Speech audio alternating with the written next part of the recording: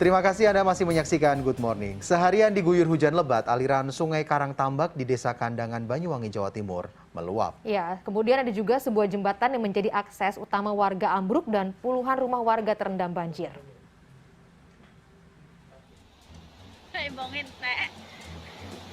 Gak iso liwat. Ya Allah. Jembatan penghubung antar dusun Sumber Jambe dan Desa Sumberdadi di Desa Kandangan, Kecamatan Pesanggerahan, Banyuwangi, Jawa Timur ini roboh setelah diterjang banjir pada Senin sore.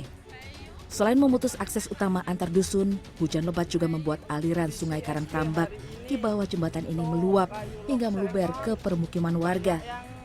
Jalan-jalan desa tidak ubahnya seperti sebuah sungai yang sedang dialiri air berarus deras. Sedikitnya ada 63 rumah warga di satu RT terendam banjir hingga mencapai setengah meter. Meski cukup besar dibandingkan yang pernah terjadi sebelumnya, banjir kali ini tidak sampai menimbulkan jatuhnya korban jiwa. Selain itu, hujan lebat juga mengakibatkan luapan air sungai di lingkungan Bajulan Desa Kedung Ringin, Kecamatan Muncar, meluber hingga mengenangi jalan raya desa Senin malam. Sejumlah warga pun bersiaga di depan rumah untuk mengantisipasi banjir agar tidak sampai masuk ke rumah-rumah warga. Bahwa kejadian banjir hari ini hujan mulai jam 2, air ini masuk mulai jam 3 ke perumahan warga. Jadi di sini ada 63 rumah.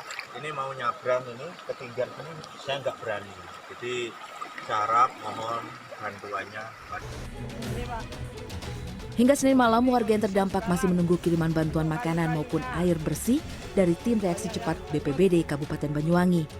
Bantuan tidak bisa langsung terdistribusi karena letak Desa Kandangan berjarak lebih dari 40 km dari pusat kota Banyuwangi.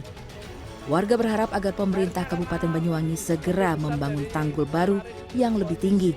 Normalisasi sungai juga sangat penting dilakukan karena diketahui Sungai Karangtambak mengalami pendangkalan. Kofi Zamani, Banyuwangi, Jawa Timur. Selanjutnya, diduga mengalami depresi atau stres, seorang wanita pengendara motor menerobos pintu masuk kantor Polres Pematang Siantar dan menabrak pintu kaca menuju ruang sentral pelayanan kepolisian terpadu Mapolres Pematang Siantar, Sumatera Utara pada Senin pagi. Ya, sementara itu juga ini ada seorang pengemudi mobil yang nyaris menjadi bulan-bulanan masa setelah kendaraan yang dikemudikannya menabrak trotoar di Jalan Kiai Haji Mas Mansur, Tanah Abang, Jakarta Pusat pada Senin malam.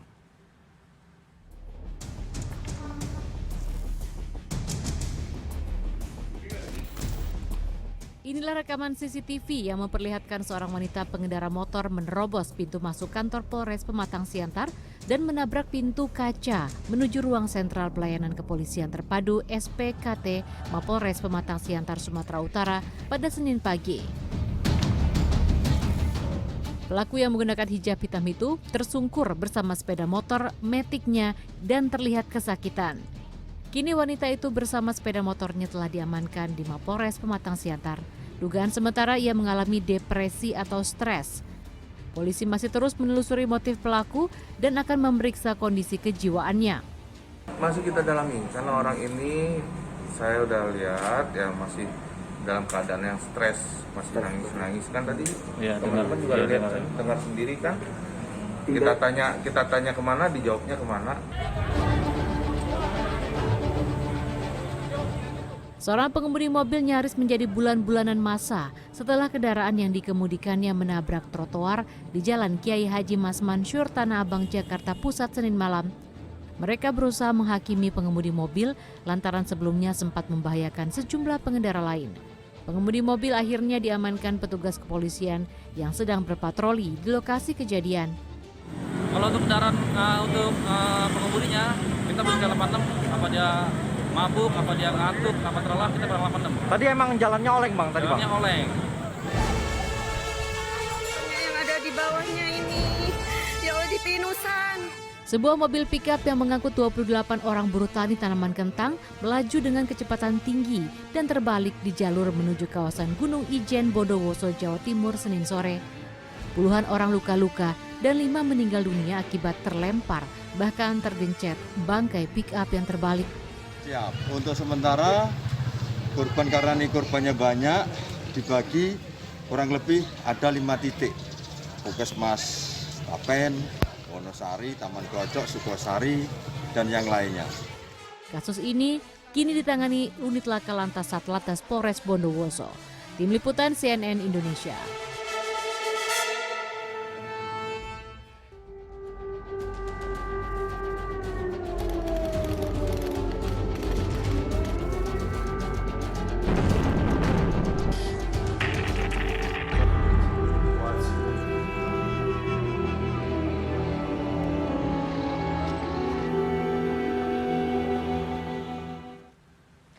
Invasi Rusia ke Ukraina telah mengubah hidup banyak orang, salah satunya seorang perempuan Ukraina. Ya, berawal menjadi seorang jurnalis, kini ia berada di garda terdepan menjadi pengalau rudal dan tank Rusia.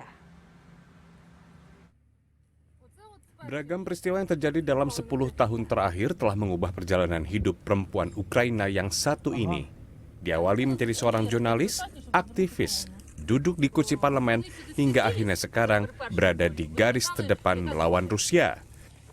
Tetiana Kornilova, seorang ibu 2 anak yang sempat aktif terlibat serangkaian unjuk rasa yang meminta integrasi lebih erat dengan Uni Eropa atau dikenal dengan peristiwa Euromaidan.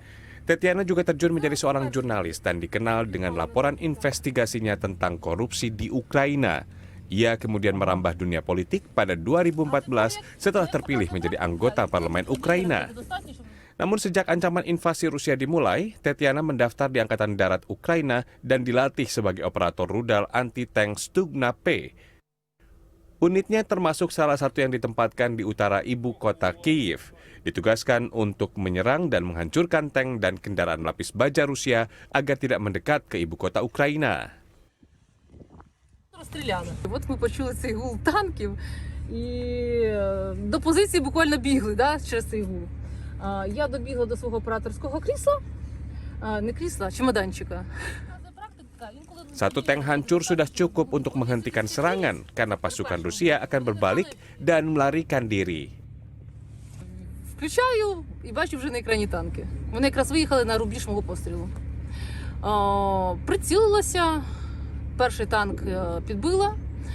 Цікаво, що ракета летіла доволі довго, танк побачив, мабуть. Tetiana Kornilova adalah seorang janda, ibu dari 2 anak. Suaminya, Mykola Berezovi, bertugas sebagai pejuang sukarelawan di Batalion Azov dan terbunuh dalam pertempuran di Ukraina Timur pada 2014.